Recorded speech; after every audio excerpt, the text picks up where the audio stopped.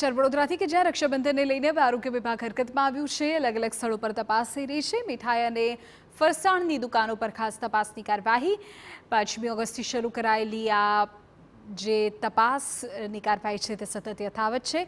વિવિધ ખાદ્ય પદાર્થના નમૂના લઈને લેબમાં મોકલવામાં આવી રહ્યા છે। જો નમૂના ફેલ થાય તો આગામી કાર્યવાહી કરવામાં આવશે। મહત્વનું છે કે થોડા દિવસ પહેલા જ વડોદરાની પ્રસિદ્ધ જગદીશ ફરસાણની મીઠાઈમાંથી માખી નીકળી હતી અને અવારનવાર રેસ્ટોરન્ટ સહિત અનેક સ્થળે અખાદ્ય પદાર્થો મળી આવે છે। ત્યારે વાત એ છે કે આરોગ્ય વિભાગે લીધેલા નમૂનાઓનું પરિણામ 14 દિવસમાં સામે આવશે અને જ્યાં સુધી પરિણામ આવશે લોકો મીઠાઈ અને ફરસાણ તહેવારો દરમિયાન આરોગી ચૂક્યા હશે। હવે જોવાનું એ રહ્યું કે આરોગ્ય વિભાગની તપાસ બાદ કંઈ સુધારો આવે છે કે પછી અખાદ્ય પદાર્થો મળવાના યથાવત રહેશે। તહેવારો નજીક આવતા જ આરોગ્ય વિભાગની ટીમ જાગૃત થઈ છે અને શહેરના અલગ અલગ વિસ્તારમાં આવેલી જે મીઠાઈની દુકાનો છે તે તમામ જગ્યાઓ પર આરોગ્ય વિભાગના અધિકારીઓ દ્વારા તપાસ કરવામાં આવી રહી છે। જે પ્રકારે મીઠાઈઓનું ચલણ રક્ષાબંધન પર વધારે રહેતું હોય છે, આ મીઠાઈઓ તાજી બનેલી છે નથી અથવા તો કોઈ પણ ગ્રાહકોને વાસી મીઠાઈઓ નથી આપવામાં આવતી। આ તમામ બાબતોને ધ્યાનમાં રાખીને આરોગ્ય વિભાગ દ્વારા તપાસ કરવામાં આવી રહી છે। હાર કારેલીબાગ વિસ્તારમાં હાજર છે, જ્યાં આગળ જગદીશ ફરસાણની અંદર આરોગ્ય વિભાગની ટીમ દ્વારા તપાસ કરવામાં આવી રહી છે। જે રીતે વાત કરીએ, આરોગ્ય વિભાગના અધિકારી પણ હાજર છે, તેમની સાથે વાત કરવાનો પ્રયત્ન કરીશું।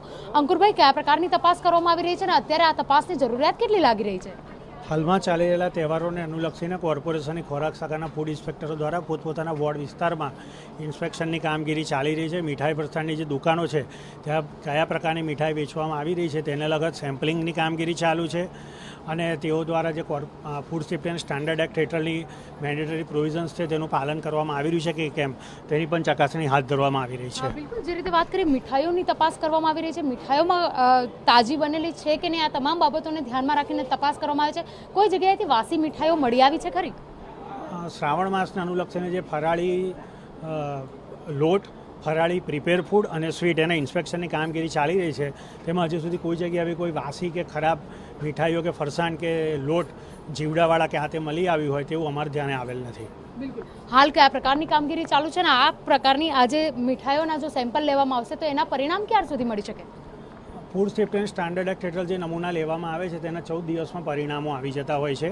તહેવારોને અનુલક્ષીને આપણે પ્રોએક્ટિવ મેઝર્સ અને પ્રોસિજર જે ચાલુ કરતા હોય છે તેને લઈને ફરાળી અને સ્વીટના નમૂનાઓ લેવાની કામગીરી લગભગ શ્રાવણ માસ શરૂ થયો 5 તારીખની આસપાસથી કામગીરી ચાલુ કરી દેવામાં આવી છે। બિલકુલ, જે રીતે વાત કરીએ, આરોગ્ય વિભાગ દ્વારા 5મી તારીખથી કામગીરી શરૂ કરી દેવામાં આવી છે। તમામ જે ફરસાણની દુકાનો છે, ફરસાણની દુકાનના જે તમામ રસોડાઓ છે તે તમામ જગ્યાઓ પર તપાસ કરવામાં આવી રહી છે, જેને લઈને જે ફરસાણના જે બનાવી રહ્યા છે તે તમામ રસોઈયાઓ અને તેઓ દ્વારા ફૂડ સેફ્ટીનું ધ્યાન રાખવામાં આવી રહ્યું છે કે કેમ, આ તમામ બાબતોને ધ્યાનમાં રાખી આરોગ્ય વિભાગ દ્વારા તપાસ કરવામાં આવી રહી છે। ત્યારે જે રીતે વાત કરીએ, વડોદરાના નગરજનોના સ્વાસ્થ્ય પર કોઈ પણ પ્રકારની અસર ના પડે તેને ધ્યાનમાં રાખીને આરોગ્ય વિભાગ દ્વારા હજુ પણ આગામી દિવસોમાં તપાસ ચાલુ રહેશે અને જો કોઈ પણ જગ્યાએથી અખાદ્ય વસ્તુઓ મળી આવશે તો તેને દંડાત્મક કાર્યવાહી પણ આરોગ્ય વિભાગ દ્વારા કરવામાં આવી રહી છે।